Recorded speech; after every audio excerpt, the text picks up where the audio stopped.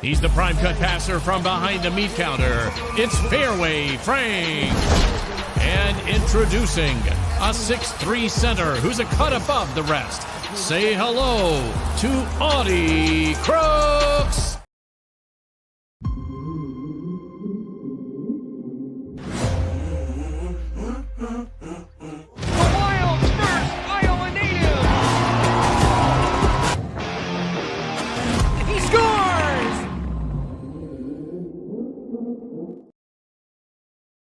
We're back and stronger than ever. TPI Composites is bringing jobs back to Iowa, building the future of clean energy with the power of wind. Wind powers the world, and here in Iowa, it powers growth, jobs, innovation, and opportunity for generations to come. When we build here, we fuel something bigger, a cleaner future, a stronger workforce, a legacy that will last. TPI Composites. We're back, Iowa, powering the world. Shinedown, Dance Kid Dance Tour. Live in Des Moines, Wells Fargo Arena, Friday, April 25th. With special guests, Beartooth and Morgan Wade. Get tickets now at HiVTix.com. Shinedown, live in concert. For more, visit shinedown.com. Two guys, two Chris's, one network. Iowa everywhere. It's time for Two Guys with Chris Williams and Chris Hassel. Presented by Fareway Meat and Grocery from the Channel Seed Studios. Where? Everywhere. Live and always on demand at Iowa Everywhere.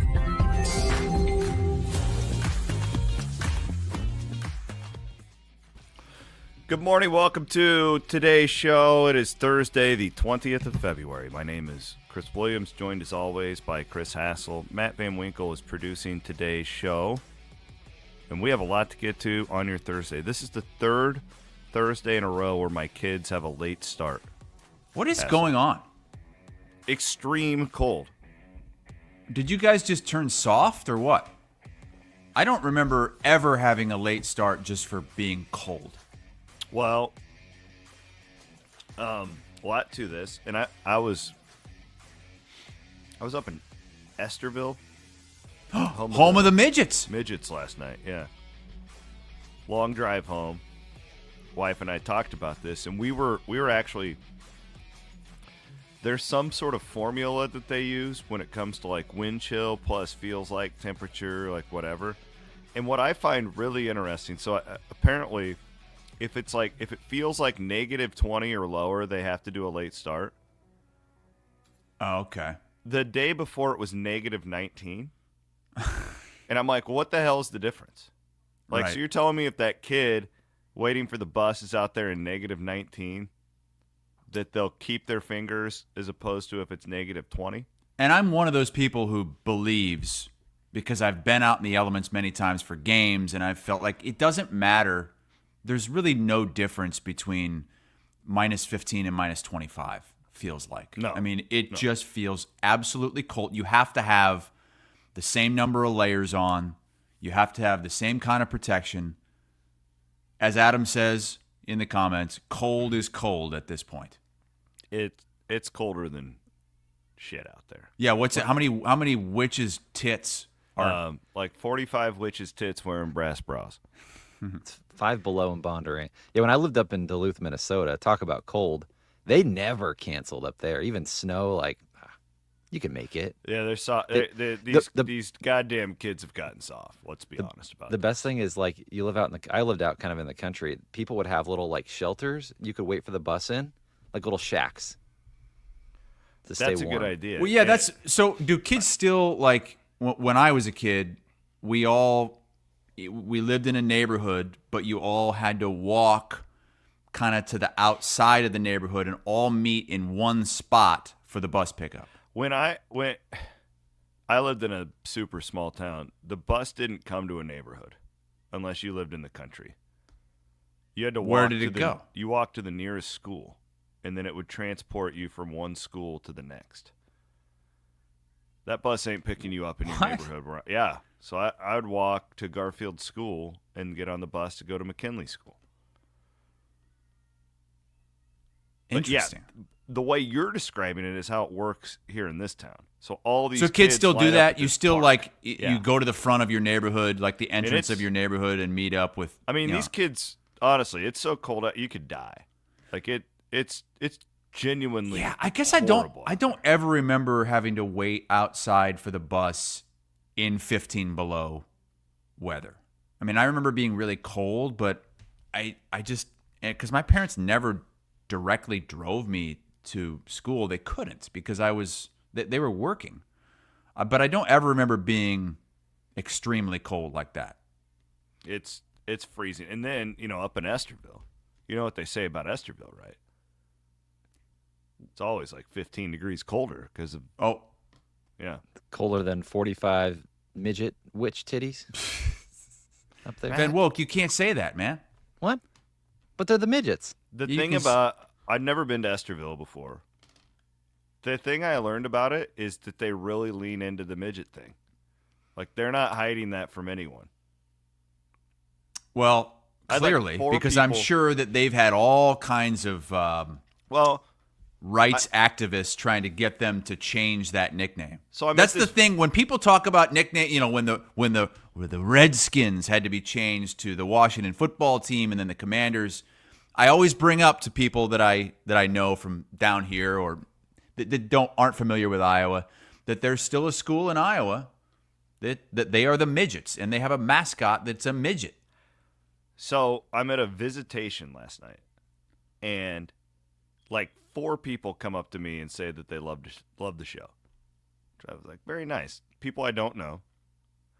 And I'm not kidding. They're all wearing shirts with that mascot on it. One of them even said, hey, go over to the high school and get your picture in front of the midget mascot. I'm like, I think I'm okay. I think I would do it. If I was in Estherville, I think I would definitely get that picture. Randy Peterson's listening. Randy, I had pizza at Woody's Pizza in Estherville last night. Peterson, if you've never been there, you need to get on down to Woody's. Woody's Pizza. Little free shout out for them here on Two Guys. We are Fareway Meat and Grocery should cut a deal with Woody's Pizza to get it like frozen pizza because it was incredible. We were presented as always by Fareway Meat and Grocery. They came on board with Two Guys when we were nothing. We didn't even have a show yet, and they blindly committed to supporting us. We appreciate them more than you all know. Same with our friends at Channel Seed. We could tell the same story about them. God bless you guys for putting up with hassle. I'm proud to be a seedsman. I cannot disclose who I was talking to this morning. Mm-hmm.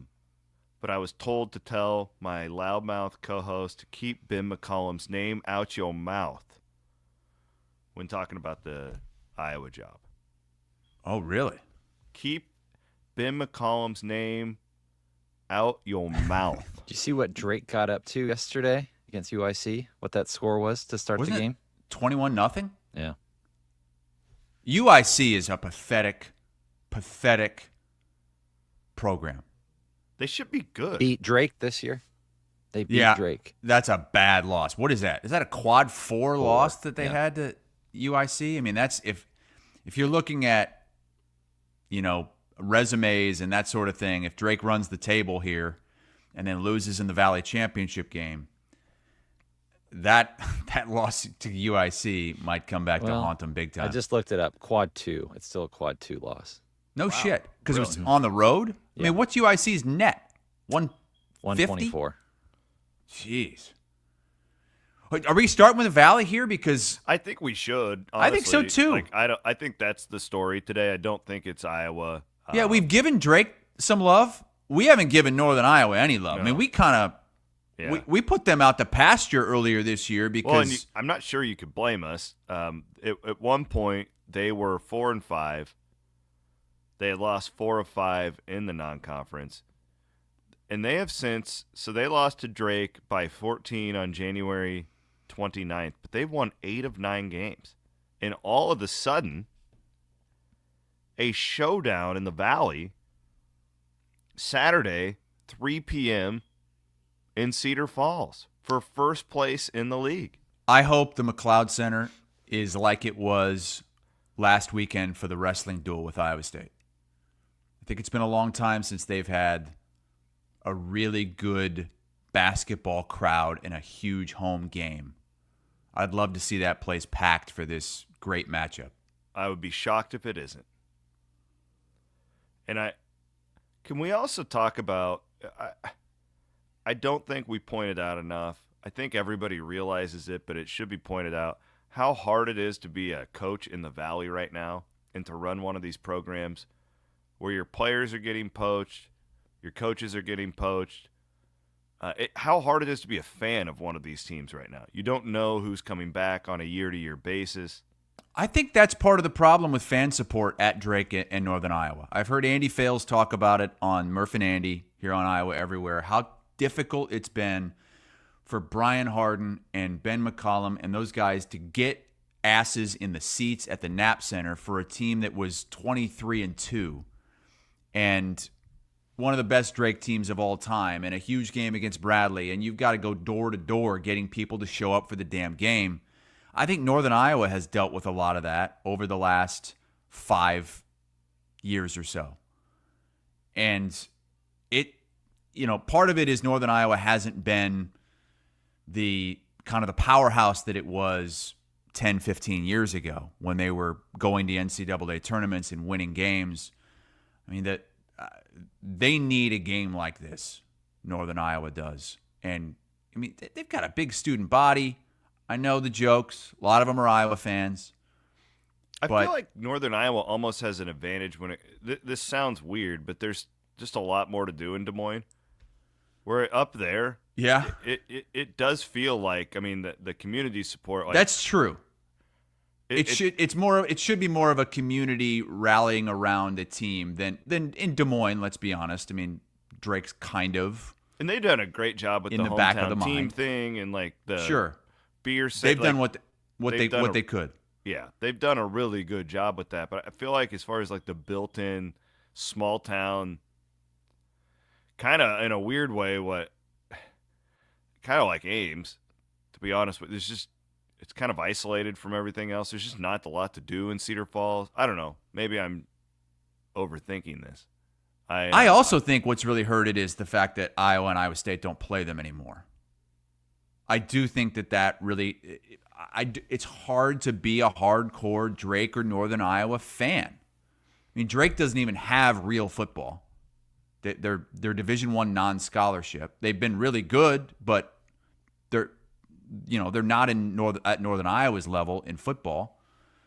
And I just, with Iowa and Iowa State not playing them anymore and not going to the McLeod Center or the Unidome or the Knapp Center, I think that's changed things. So I think that if you want to root for like a major college team, you can't just grasp on to Northern Iowa or Drake. Like if I was at St. Ambrose. Well, it wasn't. Yeah, I rooted for St. Ambrose, but I needed Iowa too. And Northern Iowa always had. I'm not being a dick here. That they've always had the built-in thing where you're so close to Iowa that you got a lot of those Iowa fans, right? Like a lot of those. That's the school you thought of. So when I was getting ready to go to college and I was thinking of where to go, I didn't think of Iowa State. Iowa State's so far away. Ames is like 3 hours away, and you thought of everybody most people anyway. They either went to Iowa or Northern Iowa. Well, and then just from a fan standpoint, I also think that like if trying to get an Iowa State fan to like just latch on to Drake is pretty tough. Because Iowa State fans, we've talked about this, like they're rooting for tennis. Well, you almost had to face off in the tournament last year too. Yes, what Drake. It's so hard, and I think the fact that I know Northern Iowa's been down, but you also know every time they go to St. Louis, Jacobson's could put together a run. Like, and what Harden has done with those hires at Drake, it's unbelievable. That's why, yeah. You know what? It's he's gonna find someone else great if Ben McCollum. Keep his name out your mouth. He will. He'll find somebody else great. But how long has it been since Northern Iowa has been to the tournament? You want to know? Yeah, how long? I think it'll surprise you. Probably. Has it been 10 years? Almost. Yeah. 2016 was the last time. It was that. Remember, it that 15 and heartbreaker? 16. Yeah, I think that's when they blew the lead to A&M. Texas game, or was it A&M or was it Texas? Whatever. I remember watching that in A&M. Denver. We were at the Jesperson? NCAA tournament. Yeah, Hit that three. Jesperson was the one to hit the half-court shot to win in the first round. Well, big time game coming up on Saturday. So we have awesome day on Saturday. Iowa State, Houston at 1, Northern Iowa Drake at 3. So you got 4 straight hours of great in-state basketball. I've got a good game myself. Who do you got this in week? Richmond, Virginia? Oh, the Spiders. Van Winks, pull up the Atlantic 10 standings, and let's. Dun, dun, dun, dun, dun, dun, dun. My game is at. Oh, damn! It's right at the same time as the. Bum, bum, bum, bum. You said Drake and Northern Iowa's at 3. 3, yeah. It's the exact same time as my game. Damn it. You're So- going to have to be on TV too, Hassel. I'm sorry. I've got the matchup between George Mason and VCU. George Wow. Mason 12-1 in the A10. You have that? You have those two guys? At VCU 11-2 in the A10. Both teams are 21-5 overall. You're calling this game? Yeah. Wow. Yeah, it should be awesome. I've never been to the Siegel Center, which I hear is amazing, where VCU plays. They sell out every game. I called one of their games last year. They played Iowa State, remember? Who's their coach? Is it Barry Odom? I don't remember. But they're an impressive group of athletes, man. That if it's a lot of the same players, that was an Ryan impressive Odom. team. Ryan Odom. Who's Barry Odom? Why did I say Barry Odom? Is he Barry a Odom's an football old coach? pro wrestler. Oh, Barry Odom's the guy that was the guy at UNLV, the head coach of UNLV football. Yeah, so I'm just diving into prep now. VCU just won their game last night, so it's going to be like George Mason's won like 11 in a row. So I'm going to be in Richmond, which again, the closer we get to this Iowa Everywhere party, the more pissed off I get that you guys didn't include me in the planning. I don't get upset. This really bothers me. Bothers me too. I can't believe it. Everybody, my dad's going to be there, and I won't even be there. Well, everybody's in a tough spot, okay? I'm sorry you live in Florida. I wish Well, that if you I would lived- have Hassel, if you and Kristen wanted to live in my basement, I would let you rent free. Well, that's not going to help me get to this party. I would open tomorrow my night. arms. I would open my home. I would open anything up to you. I would do anything for you. How many logos are on this this graphic for It's like promoting a the party damn tomorrow night? NASCAR. That's good, Matt. If you're not watching on YouTube, oh my God, that's good. Murph and Andy Is Andy overthinking. Fales- Two guys bigger is- than 12. Is Grimaldi's Fales the Irish. jaundice? Is he jaundice Fales? in that picture? Look at that picture of Fales in the corner, the bottom right. Oh yeah, he's so drunk, all the It blood looks has like left his his body. liver has just completely stopped working, and he's just jaundice. So I just like, here's the problem with this party. I can't wait because all the listeners are going to be there and a bunch of our advertisers. And but you have ruined it for me because you're so sour about it that I just feel guilty going. Well, good. You should, because You've ruined it for me. I should have been consulted about this. I feel like I've been You were belittled, I'm not a part of Iowa Everywhere. You know or at that's least- not true. You own part of the company. Well, then why the hell wasn't I considered at all for this party? You If it were was considered. 1 week later, I could have gone. I don't have that many games this year, you know. I only had like 5 games. Dawn will be there. He will. And he says he's only going to drink Malbec, which is a red wine. Dawn, quit being a pansy. Drink a That's all he beer. drinks now. That's all he drinks. He's such a I'm gonna- weirdo. He gets I'm on gonna these weird make him- kicks. I'm gonna make him drink a beer. Make all him right. drink like one of those thick Belgian beers. He had a Delirium Tremens once at A what? 801 Grand, and it's one of those beers. It's like 14% alcohol from Belgium. and Did he just die? Yeah, he about lost it. I did that once. The Goose Island, the stout, the whiskey stout, Bourbon County. Oh God. You ever had Bourbon County? I stay away from beers that say bourbon on it. So Bourbon County used to be this like iconic stout beer that it was a hard one to find, and if you got a bottle, I have like 4 bottles just sitting in there just letting them age. You're letting the beer age? Yeah, because it really does get better the longer it sits in that bottle. But I was in Chicago for a Sweet 16. I don't remember what year it was. And this place I was at had bourbon. It was a fancy like hotel bar, and they had Bourbon County on tap. Oh my God. So I'm like, oh, I got to do this.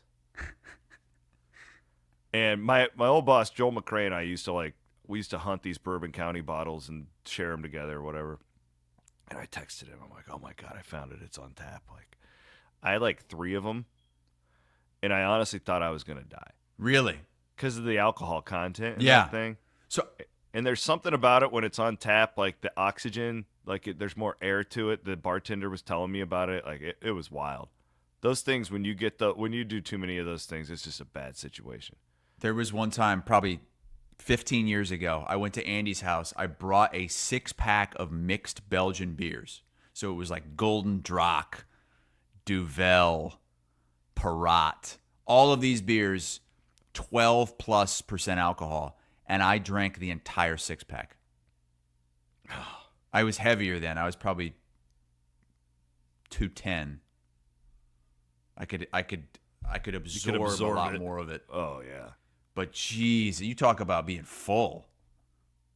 My God. I just can't do it anymore. No, absolutely not. I can Give me have a like Coors Light. 1, maybe 2 beers. All right. Let's move on to Iowa, another heartbreaker. It's a broken record, man. So, full disclosure, I didn't get to watch this game. I haven't had time to. I probably won't go back and watch it at this point. It was a really interesting game. Yeah, tell me about it. There were like no fouls called. Iowa had like 1 foul called on them in the first 18 minutes of the second half. There were a bunch of just bang, bang plays that when they would go back and look at it on replay, it was like impossible to tell which team should get the benefit of the call here. I mean, there was a late 3-pointer by Oregon. It was a 2-point game. Iowa was down to probably a minute to go or less. Oregon takes a desperation 3 from 30 feet, banks it in at the shot clock horn. And they go, and they've got all kinds of different angles looking at this. And there's tenths of a second on the shot clock now. And you cannot tell if the ball is still on his fingertips at point 1 and point 0. You can tell 1 frame more, it's out of his fingertips, but you can't. Iowa got the benefit of the doubt on that call. I thought that the call on the floor should have stood, which was a made 3. But they reversed it after they looked at that for at least 5 minutes and reversed it. 2-point game. Iowa gets it back, and eventually Iowa has a chance to win this game with 5 seconds to go and the ball down 2. And I thought that Samford should have been the one taking the shot, but they drew it up for Dix to get it around the free throw line, and he did like a step back 3 that was partially blocked, and that was it. And Samford never touched the ball. But I mean, Dix was playing great as well, and we know what kind of a shooter he is. It's just, man, so many times they've had these games where they've been in it, they've had a chance, and they just can't finish. And Peyton, I'm talking about, was like inconsolable after the game. This is a picture right now that Van Wink has. This is after the shot missed and Iowa lost the game. He went down to the court, and there were like 4 or 5 teammates of his around him trying to get him up. And for the first 10 seconds, he's not getting up. He's so upset that they lost this game. And you feel for him because he was great in this game. He hasn't been great this season. He was great in that game. It was a pretty good crowd considering, this is all relative to Iowa this season. Pretty good crowd. But I was really wondering about the student section because of the $2 beer night and $2 pretzel night. The student section did not look at all different. There were videos before the game, and Van Winks has one of them from, the Register reporters, I think, were there. Tyler Tashman, yeah. Tashman, yeah, he tweeted that out. And there might have been more students there before the game, but here's the thing. They didn't keep the beer sales going when the game started. The deal, the $2 beers, that was only 90 minutes prior to tip, leading up to tip, and then once the game started, it was all back to normal. So I'm guessing a lot of these students had some good drinks before the game, and then as soon as the game started, left. I mean, you're seeing a picture right now with this game, 54 seconds to go in a 2-point game, and it's the same number of students that you would expect to be there even without any kind of promotion. It's probably, I don't know, what would you say, that there's 100 students there? Yeah, I don't 150? know. And one of the students look any that you could than prominently that. see on the broadcast was wearing an Oregon shirt, openly cheering for Oregon in the student section. Well, I don't even know what to say. I didn't watch the game. Hey, look, they fought again. I don't think you can shit on them or anything like that. I mean, it wasn't like the second half of the Maryland game. Tell where me they just about the McCollum reaction. Oh, from Monday when. Well, I I retweeted it from my account, and then I was getting these responses from people because I was tagged in it, I think, and I was shocked at the amount of interaction that got. Who's responding to you about this? A lot of people fired Iowa up. Fans? Well, Was because it I mean, it's Drake fans. I think Keep it was his name out your mouth. I think it was Iowa State fans, Iowa fans, Drake fans, Northwest Missouri State fans who knew McCollum from back then. There's and Northwest even fans, Missouri State fans. Just yeah, that's where my mom and sister went. really. Yeah. And I read through most of the replies, whether it was X or TikTok, and I just kind of pulled out some of the most talked about things. And by far, the number one thing was from Iowa fans saying this would be Lickliter 2.0. Wow. Because really? Okay. Because of the style. I mean, they do have, when you look at it on paper, they are one of the 5 slowest teams in college basketball. My argument to that is just because you play at a slower pace doesn't mean it's the Lickliter style. Doesn't mean, I mean, they're not winning games 40-38. But if Lickliter would have won, you wouldn't have thought that. No, but I thought Tim on X made a good point and he's an Iowa fan, and he says right now one of the biggest issues is fan support, and it is. It's more than the winning right now. It's the fan support, and he says I think DeVries gives more momentum to re-engage the fan base, and more importantly the donors. McCollum might be a really smart coach. I don't know if it's slowest pace in the country. The offense will get people excited. That's a good point, and I think that's something to consider. Like, DeVries, the name, would be the bigger splash. And you'd immediately bring in Tucker as well for year one.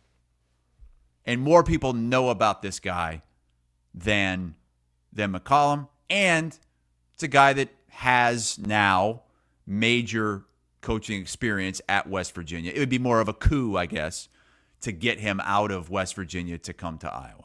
And I'm not arguing with that. Like, I'm not going to sit here and say, oh, God, I want McCollum over DeVries, and if it's not that, I'm against it. I'm not. I think that just from what I've heard, I think McCollum might be more in the genius realm of basketball coach.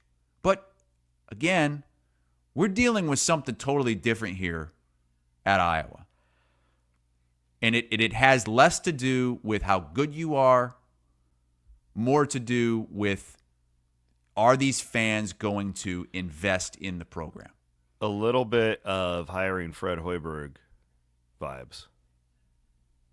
If you can get DeVries? No, not necessarily that, but just what you're saying. Like, Jamie said that more or less back in the day. Like, I know he hasn't coached, but we need somebody who will rally all of the fans together. DeVries is a proven coach. No, I know. I'm saying in general, like, even if you can't get DeVries, like, getting somebody who everybody will get behind. Yes. Like, yeah. On day one. That's right. Yeah, and DeVries is obviously a proven winner. Gilkin brings up a good point in the comments, though, too. It's not like DeVries' teams are running up and down the court. I mean, they're in the 300s in tempo as well. So it's not like it's good point. You're choosing a slow tempo, grinded out guy versus a guy that's going to try to go up and down the court and outscore you. But we've seen this go up and down the court and outscore you. That is not. I mean, Jesus. Iowa continues to just shoot the lights out and lose games.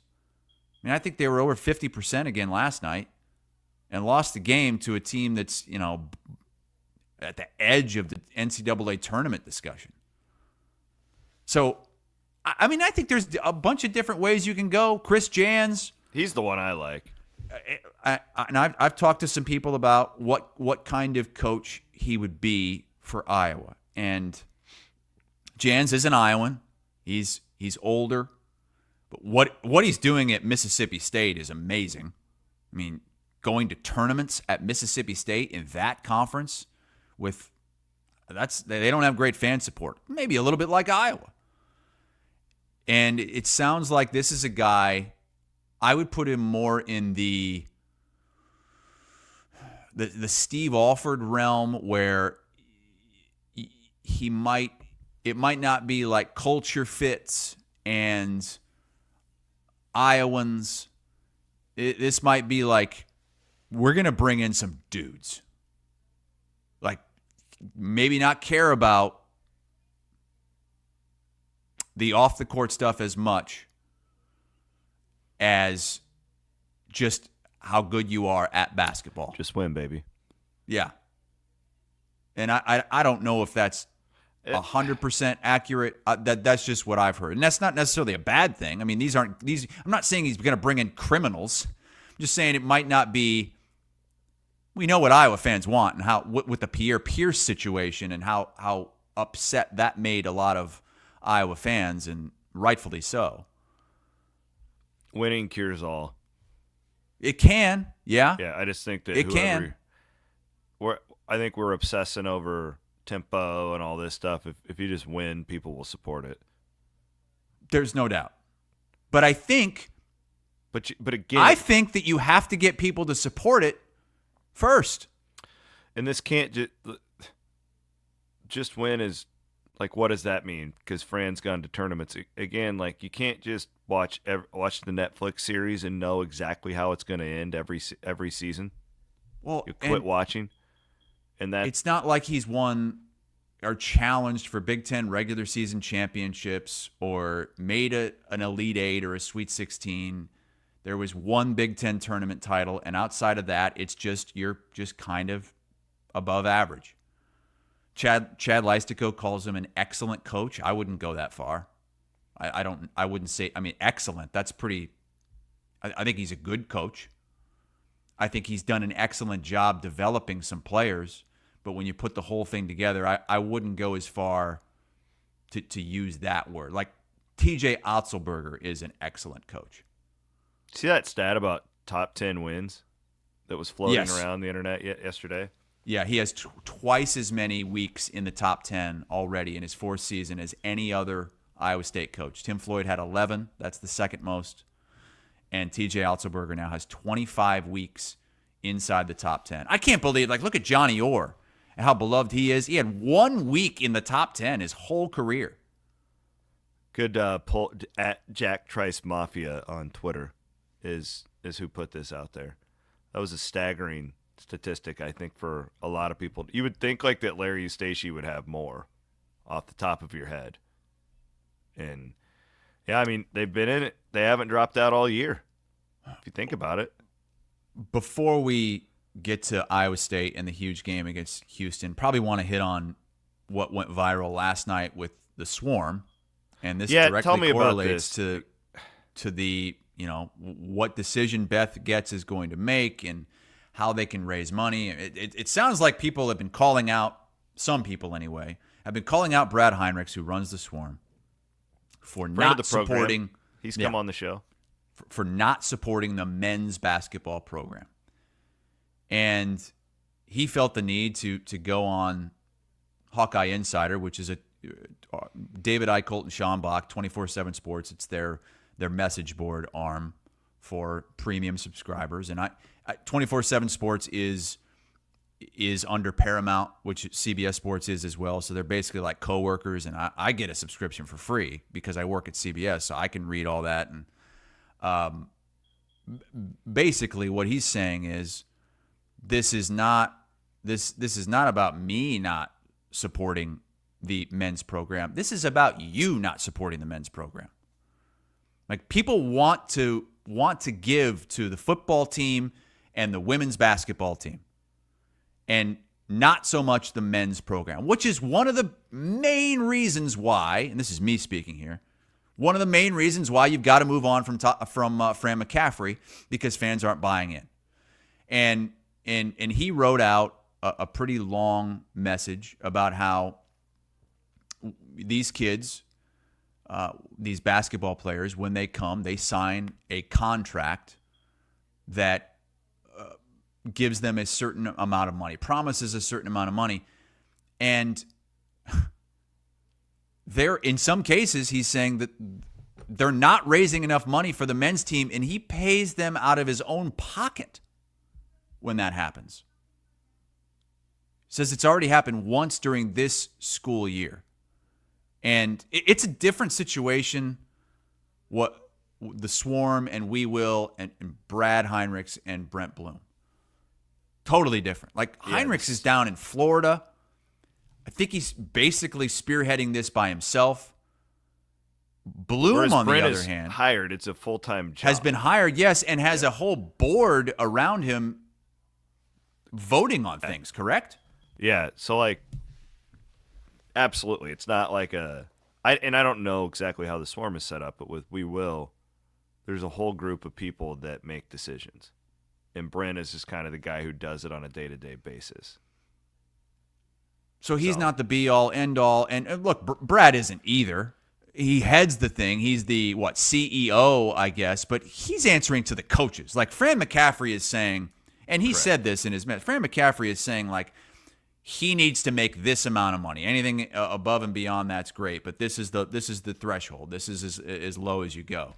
But the fact that Iowa can't raise enough money for men's basketball, and they're paying around, it sounds like from what Brad has said, from what 𝗙liche has reported, that they're giving anywhere between $1 million and $1.5 million to the basketball team, which is very low compared to other Big Ten schools. Very low. Like, definitely bottom 5, according to Chad's reporting, and maybe like bottom.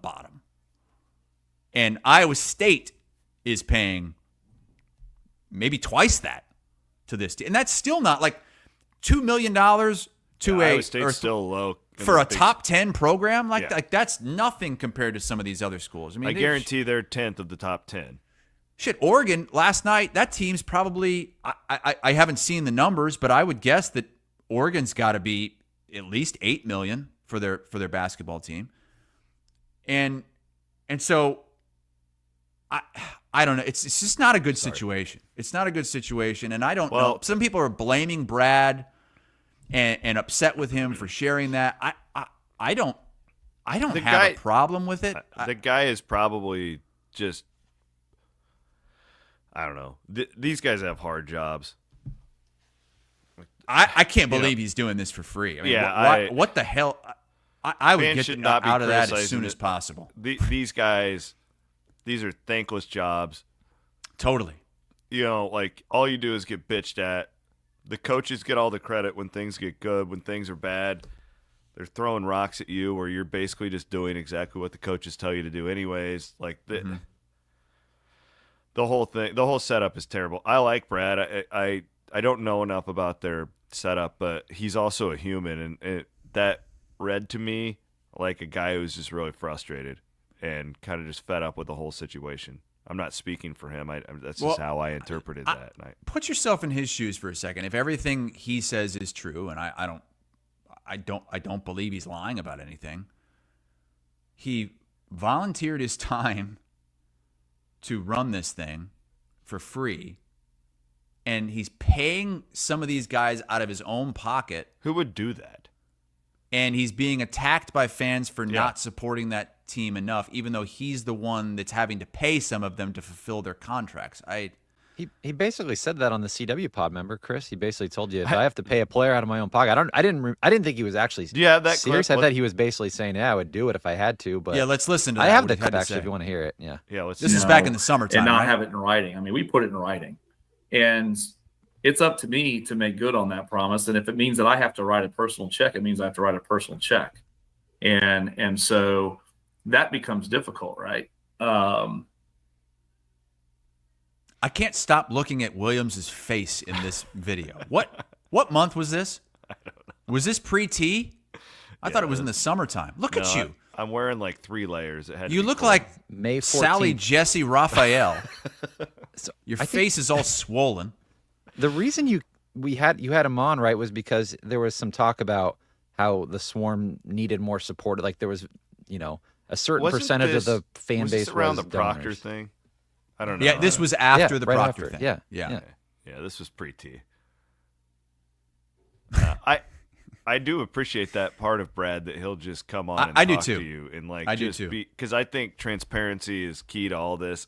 But some people were pissed at him for being that open about it, because then of course you get the Iowa State fans on social getting a hold of that and making I had this fun talk of with it. my daughter last night about kids that are mean in school and stuff, and maybe this is bad parenting, but I'll say it. I don't care.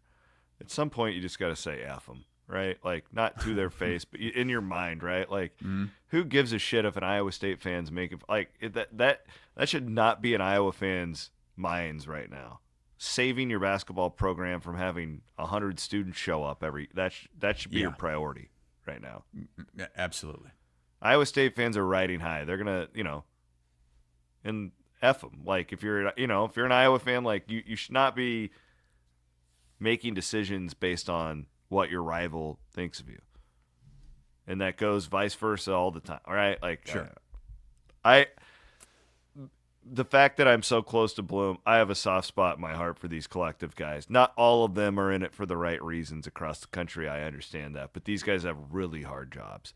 They basically, most of the time, getting no support from the athletic departments over the last 3 years. And they've been tasked with the impossible, like asking fans for more money. And it's gonna continue, because they're gonna still have to ask fans for more money, even though the athletic department is gonna be paying $21 million to their student athletes. Yeah, I don't know. But this goes back to what I think I said a week ago, is whoever Iowa hires, assuming Fran's not the coach, what are you going to get as far as a pool of applicants? And this is going to be a huge topic. How much will these people support basketball? And I know it's going to depend on the person, but that you're not going to let's just say Darren DeVries, 1 year into it, seems like a pretty good, loyal dude, Iowa guy, right? Let's say he's going to get $5 million in NIL next year at West Virginia, and Iowa can only promise him 1.5. That's why I think right? it's going to be really hard to get DeVries. That's my point. It's not – we have to think of hiring coaches differently than we did 10 years ago. It's not like, oh, who's the best fit? What can we pay them? It is, sure, compensation and fit matters, and DeVries has family, and all that stuff matters. I'm not saying it doesn't, but it's not the be-all, end-all anymore. If there's 18 teams in the Big Ten right now paying 18th in NIL, it's going to be really damn hard to get a good quality proven candidate. You may have to hire a guy who's unproven if that's all you can commit. If you can say, oh, we'll bump you up $1 million, but that's it, that's going to be really hard. It's just the reality of, and that is the case across the board. Would you consider Ben McCollum unproven? Are you saying they might have to go even lower than that? No, I mean, I don't think so either. He's won national championships at D2, and we see what he's doing in D1 in the Valley with Drake, and a completely turned over roster. I don't believe that he would be considered that. I would say what you're saying is that you think they might have to go even. Well, a guy who just, I'm not saying he'd be a candidate. He shouldn't be, but a guy like Matt Gatens would be unproven. Mm-hmm. I don't think you can hire somebody from the McCaffrey staff. That's not what I'm saying. But I don't. But a guy like I like Matt Gatens a lot. I don't know. Too. I don't know how integral he is to the coaching staff and all that. I know he was a great Iowa Hawkeye. I know he's a great offensive player. But I mean, he mixed it up on defense too. I don't know. I think you interview him. I think he's one of the guys that you interview. You certainly talk about him, and he's a guy to keep. Dean Oliver, what's he doing now? Is he still at Wisconsin? I'm not sure. And there's also Jeff Horner has been a coach at a lot of different places. Matt, look up Dean Oliver. So, I mean, I think these are guys that you've got to consider down the road, but not realistically right now as a head coach. I don't think so. I think it's got to be somebody that's more proven than that. Looks like he's an assistant at Wisconsin. Yeah, that's what I thought. Sat next to him at a Sweet 16 game a few years ago. Good guy. Friend of the program. Let's move on. We've got Iowa State Houston to get ready for. We have overtime. I want to thank our friends at Freedom Tire. The amount of people airing up their tires this week has been incredible. You drive by a gas station. That gets you rock hard, doesn't it? That gives you a raging cloner to see people airing up their tires. Because I'm like, you dumb idiots, just go to Freedom Tire. Get them nitrogen tires that they can do for you. No, I'm serious. The worst thing, we didn't take my wife's car last night because we drove up to Estherville. I don't know if I told you. We took my truck because my wife's vehicle hadn't been serviced lately, and I'm like, I ain't risking it. I'm not going to die and have our kids die out here on the highway because we freeze to death. And that's why you go to Freedom Tire. How's that for an ad read? Don't die. Get yourself into Freedom Tire. Take care of them vehicles. Question for you, Williams. In Estherville, do they drive midget cars around town or just regular cars? They looked like full-size cars. Okay. Also want to thank our friends at Game Day Men's Health. The Game Day Men's Health crew will be out at the party tomorrow night, and they're going to be giving away, they're going to be doing a raffle, and they're going to do one of those framed NFL jerseys for the winner. So get out there. There's going to be 6 of them. They're going to have their own table. Which jersey? Whatever team you want. So, yeah. Whoever the winner is gets to handpick their own jersey. That's what they're going to do. Isn't that cool? That's cool. I wish I could go. I do too. God damn it.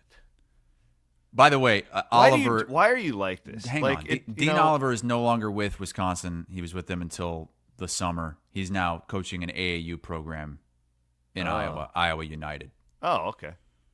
But he was with Wisconsin for several years. So he's probably not a candidate then if he's in the AAU circuit. I don't know.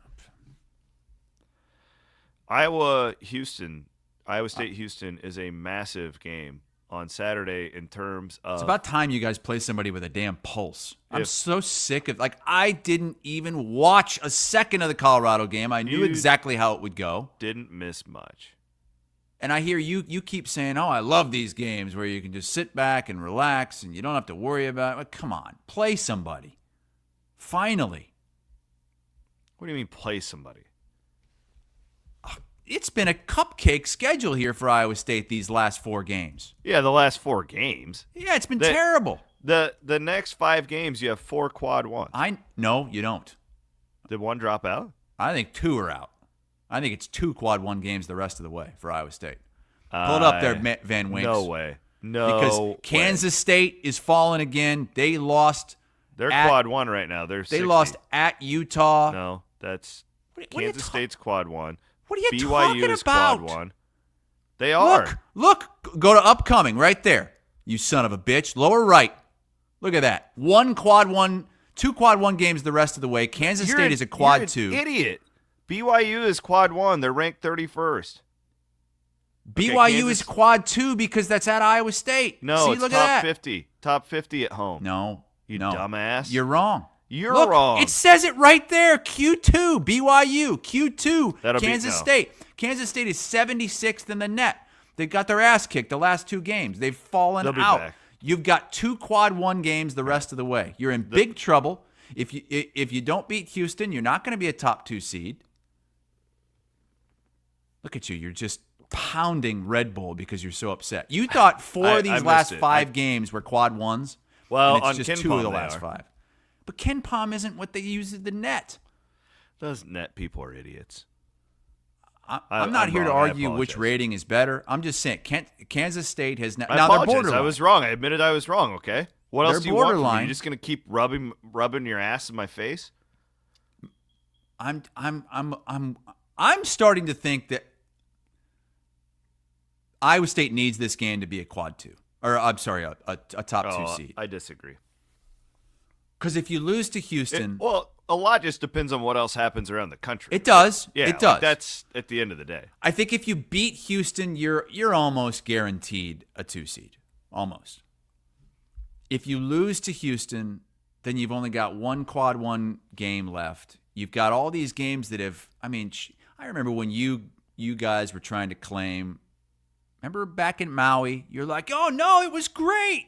It was great because we beat Dayton and Colorado. They were good at the time. And Colorado, I was like, Colorado is not good. I was You're not gonna bragging play them about 2 the more Colorado. times. Yes, Dayton's you were. a Like, good they team. beat UConn. They beat UConn. Dayton is not a tournament team. Colorado is the worst team in the Big 12. So those wins have fallen. Obviously, the Iowa win has fallen. So you don't have. Go back to the quad 1 wins there, 6-4 quad 1, 7-0. Yeah, against it's quad not 2. looking as good resume wise for Iowa State than it was. Let's compare here. Compared to what? The other, what would be 2 seeds? Okay. Tennessee is 8-5 in quad 1. Alabama's 8-5 in quad 1. Texas Tech is 6-4. Texas Tech's fallen off. Wisconsin is 8-5 in quad 1. Wisconsin's Gonzaga a team you got to be worried about, man. Yeah. Where's Purdue? Purdue is 6-8 in quad 1. So you're in the ballpark. You get a couple of the. Come on, you're completely. But you don't have. All these other teams, I think, are going to have more quad 1 opportunities the rest of the way than Iowa State. If you don't win this Houston game, then there's only a chance of 1 more quad 1 win in the regular season. That's at home against Arizona. BYU could flip. Though. Kansas State could flip. Yeah, I understand. Kansas State wins 1 game and they can jump back in. I understand. That's stupid about I'm just this. saying, as it stands right now, if they lose to Houston, I think it's going to be. You can still get there. Yeah. But your backs are against the wall to get a top 2 seed. And all of a sudden now, you're competing with Wisconsin. For Milwaukee. Yeah, I completely And agree Wisconsin is hot. Mm-hmm. Mm-hmm. Told you this on Monday. You want no part of Wisconsin. You don't want to I want Wisconsin's No, you ass. don't. You don't want them Wisconsin. One-on-one. You don't want them. You don't want to be anywhere near them. They are playing like one of the best teams in the country right now. Give me Wisconsin in the Elite 8. Let's go. Look, if it's the Elite 8, that's one thing. But this could be the difference in having to face them in the Sweet 16 as well.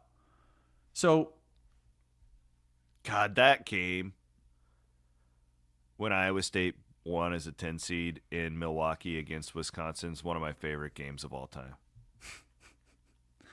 It was electric. I might watch that tonight. I have a raging cloner just thinking about it. That game was in the 50s, wasn't it? Wasn't it like 51 to I am going to pull out a bottle of Steeple Ridge bourbon. I thought you were going to say, I'm going to pull out my raging cloner, and I'm going to dip it in some Steeple Ridge. And then I'm going to go, I'll stop there. They were 54-49. They were an 11 seed, not a 10 seed. Oh, wow, they were. Good pull. Crazy. Raging cloner. Okay, let's do our cheers to the freaking weekend. Real quick. Wait, what? I thought we were saving that for overtime. Well, we can do that too. I think we should get into overtime. I was going to do an overtime. I wanted to talk about the... Oh, yeah. Okay, I got you. Man, you're all over the place on this show. You're all real over quick. the place. Good job with your interview with 𝗀cie𝗰𝗶𝗹, by the way. That was fantastic. I really enjoyed that. Wait, did you watch the whole thing? Yes, I did. You did? I saw There's a it out 2-on-2 because I'm a tournament. great friend. And it's a WNBA player and an NFL player. And it's Caitlin Clark and Cooper DeJean. Who you taking on?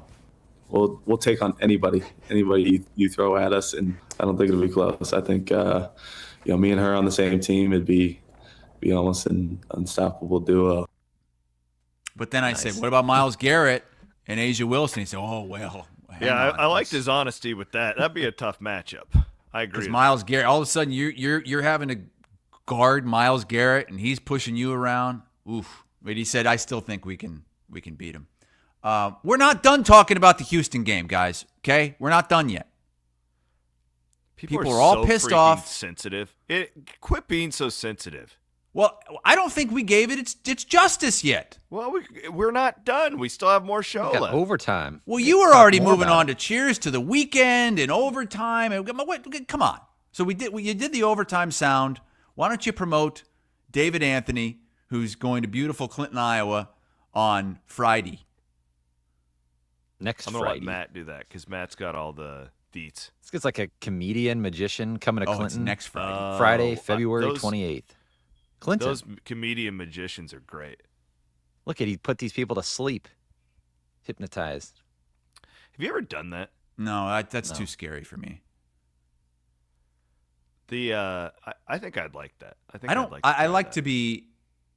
I like to have control over my own body. Except when we're in Vegas. That's why I don't like drugs. Like people want to take some mushrooms, smoke some pot. I want to be in control.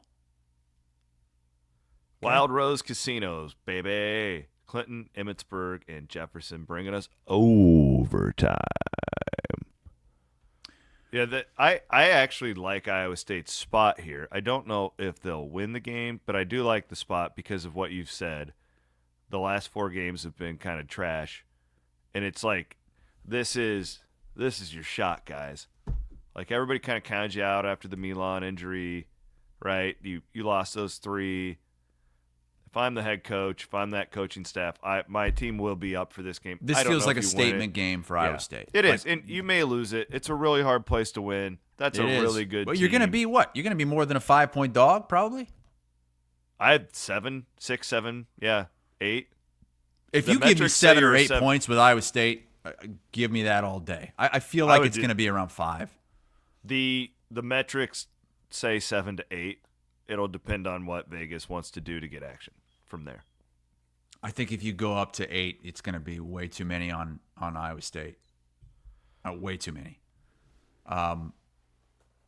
This Houston team, I heard you and Bloom talking on the Williams and Bloom deal over on Cyclone Fanatic, because I can say, I'm willing to say the name of the other show. You guys aren't when you reference our show on Yeah, because I'm really biased against Iowa Everywhere. Jesus. Well, Bloom's like, that other show that you do. I heard you talking about. Sensitive. I'm tired of all these overly sensitive people in my life, and you are number one. Now, hang on a second. How am I overly sensitive? I'm the one that got completely excluded from this party. I have the right to be upset about that. I'm not being overly sensitive about that. Hey, I'm coming to visit you twice in the next 6 months. You guys are saying this Houston team is different than the one we've been used to seeing. Yeah, they're more skilled, no doubt. Better shooting team. Yeah. And that's scary because they're going to be every bit as physical and feisty as they have been. I just think it's a matter of time before he wins a national championship. Boy. There. With all the teams that he's had, and they just haven't been able to pull through. And Pete makes a great point in the comments. Like, they're just, in the past, these Houston teams have been so reliant on officiating going their way because of the bully ball. but they're more well-rounded this year. I do think too that I think there's a little bit of Houston and Iowa State where they're similar, where both of these teams are more skilled than they were probably a year ago, but they also have a bigger variance in their performance because they're not as good on the defensive end. I can definitely say that about Iowa State. They're not as sharp. They turn the ball over a little bit more, but their high end is way higher because they are a more skilled team. And Houston is the best three-point shooting team in the Big 12 this year, which is shocking because you think of these Samson teams, it's just like these nasty defenders that can't shoot. Well, that's not the case with this team. Well, think of the grind the Big 12 is, even though Iowa State had a soft 4-game stretch. And you think of what Iowa State's done in the Big 12, and you're feeling pretty good at 11-4. Houston is 14-1. Their one loss was by 1 point in overtime to Texas Tech. That is how dominant they've been in this conference this year. And they're flying under the radar nationally. Absolutely. Because all the love's going to the SEC and Duke.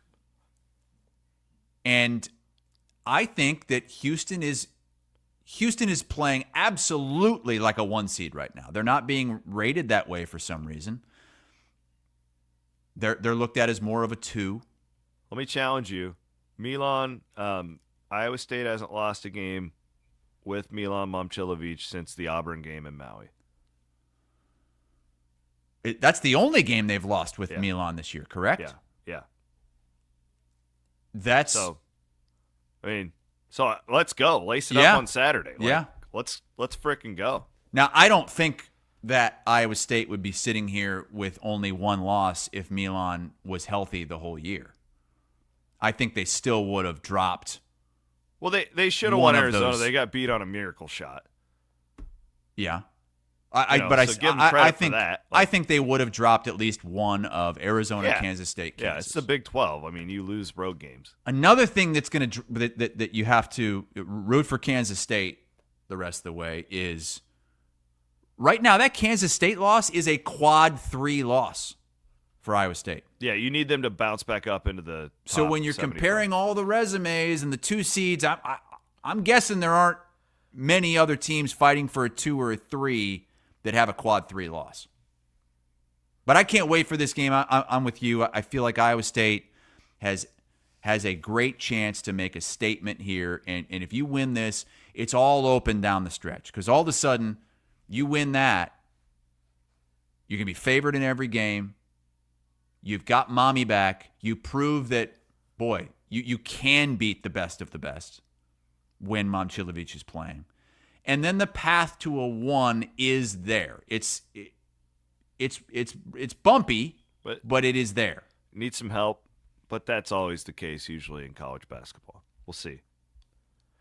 Thank our friends at TPI Composites in Newton. They are reopening their production facility with wind power. They want to let you know that wind powers the world. Here in Iowa, wind is powering job growth. TPI is hiring for several positions, including production associates, HR, maintenance, accounting, quality management, and more. Real quick, this hockey game tonight, we're not going to boo the Canadian anthem, right? We're just going to class it up. Oh, no, we're booing, baby. You're all about... Well, it's in Boston. Yeah. So those people what is that? Probably because they're nasty out there. I spent some time out there last year. Like they're you got to think about it a little deeper than that though. East Coast. Boston hockey. is a very blue city, and this is political as well. I mean, the reason Canada booed was because it's political. They're upset at Trump. Yes. We're gonna get gloves dropping right at puck drop too. You think? How over under fights? How many do you think? I don't know. I feel like they may try and win tonight. Yeah, this is the championship more game. About winning. I'm looking forward to this, and I can't believe it because I didn't even know this thing existed a week ago. But do you know that there are some Americans that are rooting for Canada in this game? No way. Yeah. What are they, communists? They're woke. I know some people that they're so upset with Trump and what he's done to these poor Canadians, that they are rooting for Canada to beat USA in this game. And they had no problem with Canada booing our national anthem. I don't think we should boo. We need to. I think you return the favor. No. You have to. When they go low, we go high. No. This is a Trump hockey game. going to be there? Is Trump going to be at the game? Honestly, he should. Like he went to be the Super Bowl. He went to Daytona 500. If he cannot go to. If he's getting good PR, he's there. He cannot go. This is way too charged. It sounds like he not go won't be there, but he's going to call Team USA ahead of tonight's game.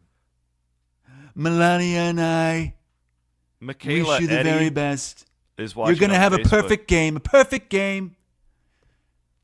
Put some tariffs on those Canadians. That's a bad Trump impression. Michaela says that Canadians are awful people. I know some Canadians. They are a different breed. Michaela. So are these Boston people. Canada, I was listening to some discussion on the Murph and Andy show yesterday, and Keith said, Canada needs us. And Andy said, no, they don't. I'm more on Keith's side of things. Like, I think we are way more important to Canada than Canada is. Like, do we really care about Canada? What are they doing? They're Canadians. They're just over there, living in. Everyone lives like within a 10-minute drive of the United States. It's like 80% of the population in Canada lives real close to us. I think they benefit way more from us than we benefit from them. What are they giving us? Syrup? I have no idea, but I agree with Chris when he says, stop effing up my ability to go fishing in Canada. We get a lot of oil from Canada. The second Real, largest baby. oil reserve in Canada. I don't know about the geopolitical landscape between the United States and Canada. I don't think we should boo during their national anthem. I think it's rude. I think we do the right thing. I thought before last week it's rude, but those Canadians took so much pride in booing our national anthem last week. This is their national pastime, and you know what? Another reason they're pissed because we're getting better at hockey. We're taking over their national pastime. They're really pissed off about that. It is going to be a chorus of loud boos tonight. And if you're an American rooting for Canada, stop it. Can you believe that? I cannot believe that. I can't Go USA. Hey, wait. Van Woke, who are you rooting for? This is our true test. USA. Okay, we've got Van Woke. If we've got Van Woke, we'll be all right. Real quick, my buddy Pat Hoffman, who owns the Lonely Oak Distillery and Steeple Ridge Bourbon, this is cool. They are going to be at Wall to Wall in West Des Moines on March 7th. So put this down. They're going to be doing from 4 to 7, signing bottles. They're going to sample their entire lineup of Steeple Ridge bourbons and ryes. This is a great opportunity to try all this stuff without actually buying a bottle, and then you can pick the one you like and go and buy that. That Wall to Wall is really cool too. Wall to Wall is great. Yeah. So March 7th from 4 to 7. Will there be Steeple Ridge at the Iowa Everywhere party? I don't know. If there is, you gotta have my dad try some. Okay. He's never been able to find it. I'm gonna do cheers to the freaking weekend. Cheers to. I mean, I've been following this story for weeks now, and there's a meteor on its way. Oh, for God's sake! This has been bubbling under the surface. This probably keeps you up at night, doesn't it? So NASA's been tracking this meteor. It's going to hit Earth in 2032. There's a 3.2% chance. Like a month ago, it was like a 1.2% chance. It's over doubled in a month. Why is this your cheers to the weekend? That you want us all to die in like 7 years? Tip of a penis, too. Why do you want us all to die in 7 years? Doesn't that look like a tip? No, it looks like an asteroid. No, look. It is shaped like a tip. Okay, fine. It kind of looks like that. Yeah, you're right. I'm just saying, like, it is over doubled the chances of this meteor hitting us. Over doubled? Yes. More than doubled. Why is this your cheers? My cheers is that live your lives. Okay. You never know what tomorrow is going to bring, and just go out there and live. Damn it! Oh no, live. Cole puts this into perspective. UMBC had a 2.5% chance of beating Virginia, so there's a greater chance this asteroid ends us. Adam says, "Oh, good, it'll hit after Otts and Campbell's contracts are up." In all seriousness, Matt has a great one for us. What do you got for us, man? Yeah, a buddy of mine from high school, their family's going through a tough time. His son, Ty, 3-year-old, they live in Ankeny. Great Cyclone family, Chiefs family. Ty was diagnosed with T-cell leukemia around Christmas time. It's been in and out of the hospital. Just finished, I think, his 4th round of chemo. They put together a GoFundMe just to help the family. Williams, I know you know all about this with Hutch and his family. We're going to do some stuff with Cyclone Fanatic here. Absolutely. Well. Yeah, they've got a GoFundMe man. going. They're going to do a silent auction to support the family. Just the family's been taken off work to be with him, and he's been in Blake Children's Hospital. It's a really rare form of leukemia, but he's actually doing really well with treatments, and they think he's going to come out of this. But it's a tough fight, as you know, and doing everything we can to help them. So I'm going to put the GoFundMe link. It's on the screen now. I'm going to put the link in the chat too. And if anybody has like a silent auction, something they want to give away or donate to the auction, let me know, Matt@iowaeverywhere.com, and I can get you in touch with the family. What about a night with Don Hassel? Ooh. What do you think that would go for? Jeez, could auction it off tomorrow. Yeah, well, you can just maybe send somebody over there to the Irish. Certainly can't do one tomorrow. with Chris. Oh, boy. Tough like Ty, that's what they're calling it. So thinking about my buddy Chris and his family. What do you got, Hass? I've got a somewhat serious one as well. My Uncle Joe passed away this week. Sorry to hear that. We were not close at all. But I did spend a week with him back in 2001. Lived in Albuquerque, New Mexico. That was really the only time in my life I ever saw him, because he moved out of Iowa when he was young and moved down to Albuquerque and never left. My wife always recounts the story when we were getting pretty serious, hot and heavy. Ooh, a little hot and heavy. I told her, there's an uncle I have that lives in Albuquerque that you'll never meet. So this was 20 years ago.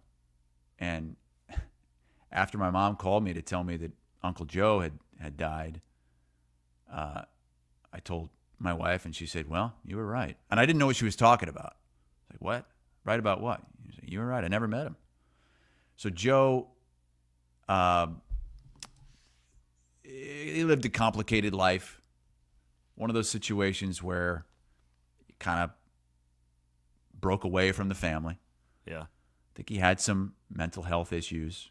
And so a lot of mixed emotions about his passing. But he was great when I was down there in the summer of 2001. There I am, my Abercrombie & Fitch T-shirt. Yeah, I'm 16 years old. Repping the logo there. Yeah, I've got a North Carolina Tar Heel hat on. And Joe, like every day, took me out and about. And one day, he drove me out into the desert, like an hour and a half into the desert. Doesn't tell me what we're doing. And we pull, if you picture a movie where they take someone to shoot them in the head and bury them in the desert, that's what this is. Like, he's taking me out to something like that. That's what it looks like. Breaking Bad, kind of. Yeah. Okay. And so we get out there, and he goes off road for about a mile, and there's just this like gathering of junk.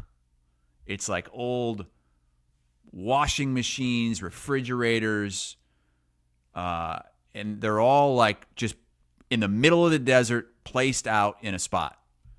He gets out of the car, goes into the back of his truck. Oh yeah, I like where this is going. And pulls out some guns. Yes. I had never shot a gun, let alone seen a gun in my life. And he's like, "Yep, me and the boys, we come out here and we like to just fire off at these old appliances. So go ahead, point, aim, shoot." And so I shot some of his guns, and it was terrible. Like, immediately, it's loud. I don't have ear protection, so I feel like I'm underwater. My eardrums blow. The gunpowder. This gun is probably malfunctioning. It goes off. It burns my hand. Burned your hand. Oh yeah, it hurt bad. Yeah. Burned my hand. I got sunburn all over my arm.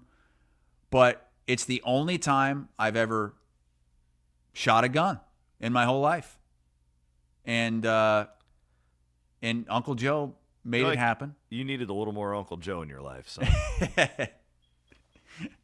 Well, rest in peace, Uncle Joe. Yeah, rest in peace. He lived a complicated life, but I don't think he ever did anything bad. Like, it wasn't like he was in and out of jail or anything like that, but just a weird relationship with the family, and it's odd. It's the first aunt or uncle I've had to pass away. I know you've had to deal with that a lot recently, Chris, and you were very, very close with your aunt and uncle. But yeah, cheers to Uncle Joe. That's a cool thing about being an uncle.